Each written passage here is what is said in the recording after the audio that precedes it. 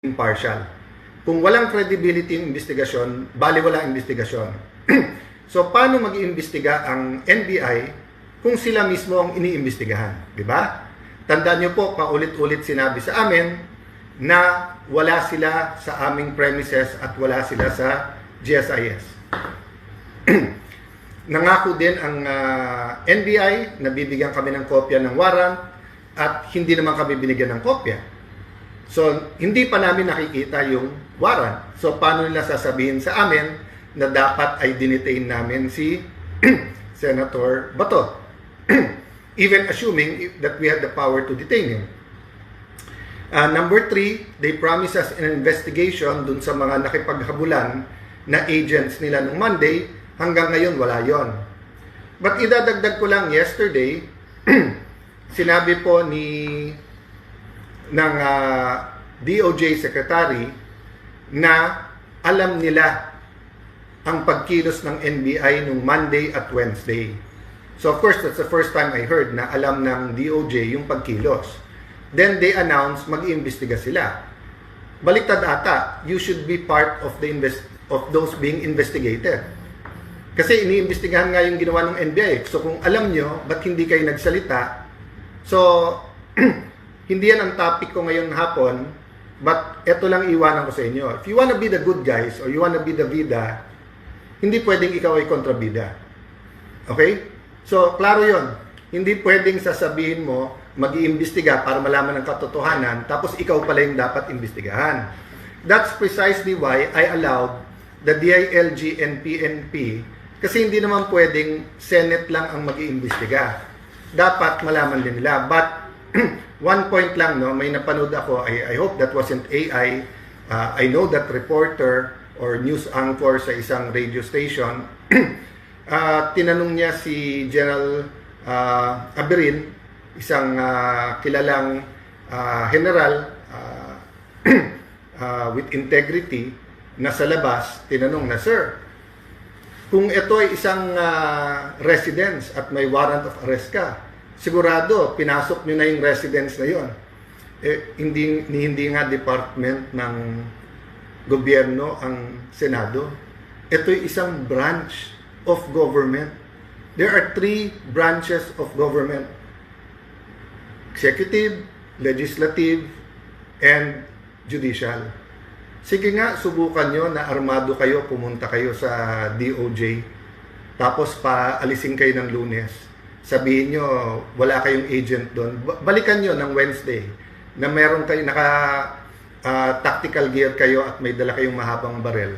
Tignan po natin kung masaserve nyo basta doon sa loob o kung yung marshals nila ay kikilos. Or pumunta kayo ng Malacanang. Huwag nyo na sabihin presidente, sabihin nyo may isang official sa Malacanang na magsaserve kayo ng warrant.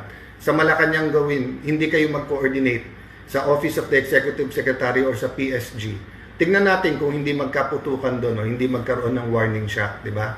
So, let's not confuse the public. Di ba? So, kung halimbawa yung isang senador who should act like an ordinary citizen, let's say, umorder ng pansit, yung uunahan niya sa restaurant or sa kalenderya ang isang ordinary citizen, yun, valid sabihin yun na porque senador ka, uunahin ka. Hindi ba dapat just like an ordinary citizen, nakapila ka? Pwedeng sasabihin mo mag-serve ka ng warrant of arrest sa loob ng Senado, sasabihin mo this is like a private residence. Kunting aral-aral naman. Napakabigat ng implication sa publiko kung tuturuan natin sila ng mali. It seems like an ordinary question, pero mabigat tong question na to, no? Same thing, kung sasabihin mo na, ba't ka magpapaputok dyan? Warning shot ba, ganyan? This is not an ordinary police situation in the street. We were on high alert the whole day. Wednesday, nakipaghabulan sa senador. We are a branch of government. And I'm not protecting any senator here. We're protecting the integrity of the Senate, the integrity of our Philippine Constitution. This is not about men or women or politics. This is about laws. It is about our democracy. It is about our Constitution. Okay? So, my main complaint yesterday was that from the search for the truth, parang naging PR campaign. PR meaning public relations. Parang may narrative, counter-narrative, para bang rumble sa college na wala nang pakialam kung sino tama at mali. Basta kung brag mo yon, doon ka nakakampi. So para bang may two sides of the narrative and then bahala na si Batman. Basta ang importante, yung narrative namin. Hindi po. That's why nung humingi kami ng tulong, unang-una hiningi namin, every single person in the Senate ay ma-secure at masiguradong ligtas at hindi masaktan. Including of course the Senate media na tinutukan talaga yung mga nangyayari doon. Ang problema, parating pa lang si Secretary John Vic at saka ang ang NCRPO na sa labas, but ang Chief PNP may nagsasabi na stage to. So meron ng narrative. And then may counter-narrative na. I did not give in to a counter-narrative. So tignan nyo po ang aming joint statement at pagharap sa press ni Secretary Remulla. Sinabi ko, hintayin yung investigasyon. Hindi ko binanggit yung word na NBI, although meron na kaming initial findings na NBI because I didn't want to influence anyone. And I didn't want this to be a government versus government unless there is a hard evidence. No? So, if the past few days we've seen PR campaigns, public relation campaigns, let me talk to you this afternoon or this evening about a different PR campaign. Sana po the rest of the day today and tomorrow, especially tomorrow, which is a holy day for many religious people regardless of your faith. Ang PR campaign na aking pong propose ay Prayer and Reflection Campaign. Prayer and Reflection Campaign. So let me start with prayer. May mawawala ba ho if as a nation we pray? So unang-unang prayer, di ba? To submit to God. God, we're imperfect.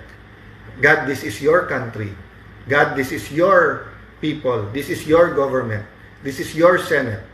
So, kung anong gusto natin idain? Lord, this is your people. Maraming gutom. Lord, in a quick 2 months, third month, nung gera sa Middle East between Iran, Israel, and the US, ang laking nagbago sa mga negosyo, sa kabuhayan, sa presyo ng pagkain.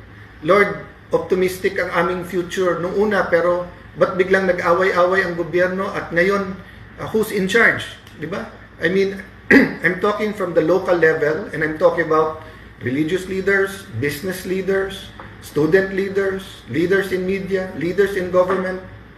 Parang ang gulo-gulo. So, one point lang about prayer. Some people believe, and I'm equally guilty of that when you pray, you're talking to God. Part of prayer is meditating on His Word and receiving His answer. His answer can come but through calmness and quiet. His answer can call through circumstance. His answer is in His Word. His answer can come from visions. Diba? Ang point ko lang po, hindi to parang, Mami, Daddy, gusto ko ng kotse. Mami, Daddy, gutom na ako, kain tayo sa labas. Hindi po ganun eh. Papa, Mama, Mother's Day, kain tayo sa labas. Yes or no? Hindi po. You have to be still and quiet and also listen. Why reflect? So, I've gotten very good compliments. I've also read very unreasonable demands, including sa resignation ko. But let me ask you, may mawawala bang I'll reflect on it?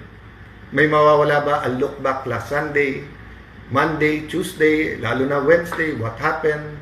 Could I have done better? Did I do my best? Was I there for other people? Am I fully protecting the institution, or was I also a little bit political? Did I open up enough the Senate to an investigation? Tandaan nyo po, balance yun. Ha? If I have to protect the Senate, so hindi ka pwedeng totally mag-surrender na bahala na kayong lahat mag-imbestiga. It is a branch of government. We have to protect the integrity of the Senate. On the other hand, we have to make sure it's independent, transparent, believable, credible. So, I also criticize yung iba kong mga kasama kasi una, hindi kami nakarinig na buhay pa ba kayo, kamusta kayo. Then pangalawa, ang criticize at yung ginamit na po na na narrative is political. Having said that, may mawawala ba for me to check tama ba yung mga sinabi ko about them? If I were in their position, ano bang iisipin ko, di ba? So, when we reflect, we have to start with ourselves. Ang daling mag-reflect sa iba. Madaling mag-reflect sa kalaban mo, sa kabilang grupo, sa maling ginawa ng executive, maling ginawa ng... but what about yourself? No? So, I'll be doing that. Yes, I'll be meeting some senators. I'll be preparing for Monday. We'll be doing a lot of things. I'll have a little bit of a family time. I'll try to get some rest. Medyo, alam nyo, pagod, konting acid. I've been having medyo dry din yung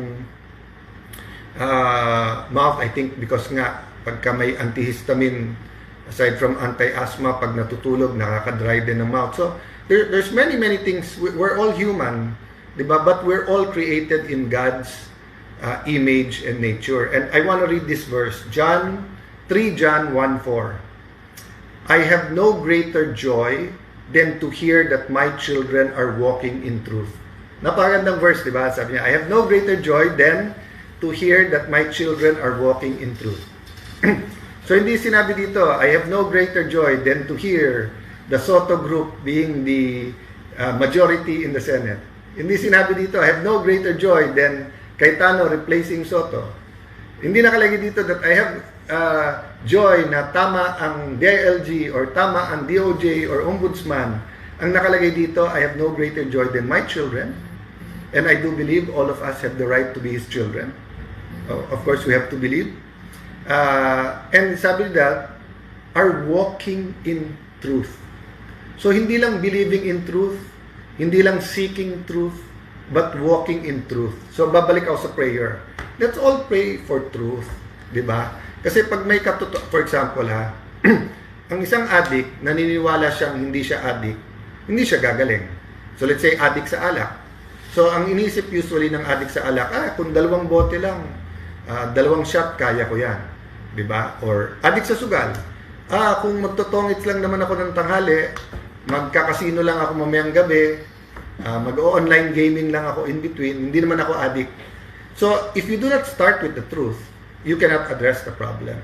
So, ganun din po. If the Senate will think that the problem is the majority, if ibebenta nila, impeachment lang to, yan lang ang without saying na, sandali lang, how have we dealt with corruption issues? Have we done enough to really address it? How have we dealt with prices, with inflation, prices of food, productivity ng ating farmers, with flood control? Hindi lang yung flood control investigation, tag-ulan na. Kita nyo, konting ulan, may bumabaha na. So, we have to reflect on so many things, di ba? Dati, leader tayo sa education. Totoo ba na last year, naunahan pa tayo ng Cambodia sa tourism? Paano kabuhayan ng ating mga kababayan? Let me give you one point. I'm reflecting on, alam ko na kasi kasunod pag ganito na may kahirapan, kasunod na nito new taxes. Whether the day na medyo controversial yung IMF, 1970s, 80s, hanggang nung naging congressman ako, late 1998, parati yan, na ayusin nyo yung fiscal position nyo, yung pananalapi, mag-tax na naman. So, paulit-ulit ko po sinasabi, sana ngayon may makinig na as Senate President and head of the new majority. Nung panahon ni President Ramos at nagka-crisis, nag-impose siya ng 10% across the board sa lahat ng departamento. Maliit lang ang budget nun. Ngayon, mahigit 6 trillion yung budget So, pag nag-impose ka ng 10%, forced savings, 600 billion na kagad yun. Kahit imperfect, sabihin natin, some departments 5%, some 7, some 10, some 12. Sa 5%, 300 billion yun. Baka naman hindi natin kailangan ng taxes. Or baka kailangan, pero as the new Senate President, at least while I'm there, ipakita nyo muna na lahat ng luho at lahat ng hindi kailangan sa gobyerno na isang tabi at magagamit natin sa tama. Okay? I will recognize whatever the administration has done or is doing, di ba? But there's so much we can do. And we're only talking about the 2026 budget. Tandaan nyo, may pera pa from the 2025 budget.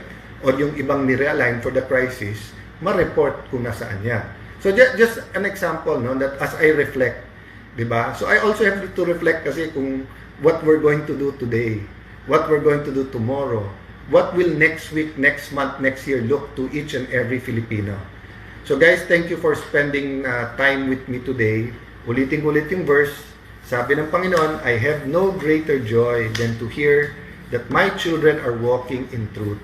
So sana po, magkalaban man tayo sa politika, magkaiba man ang opinion natin, we can start looking at each other as lahat anak ng Diyos. Just because we have different ideas, we don't have to call each other evil, di ba? Or call each other names. There is evil. There is evil in our society, di ba? Pero kaya nga sinabing hate the sin but love the sinner. So sa lahat po na sumasama mismo sa live, sa viewers natin ngayon, thank you po. This time around, nakiusap po ako kay George na hawakan yung cellphone kasi nga usually ako, but just so that makakonsentrate ng konti. At saka ngayon, uminom ako ng gavis ko na ata yun kasi nga medyo may acid ng konti. And I still have so I know may nakikinig ng mga ka-dinner ko. Thank you for joining us tonight. I will be there in 10 minutes. God bless you guys. Good night po.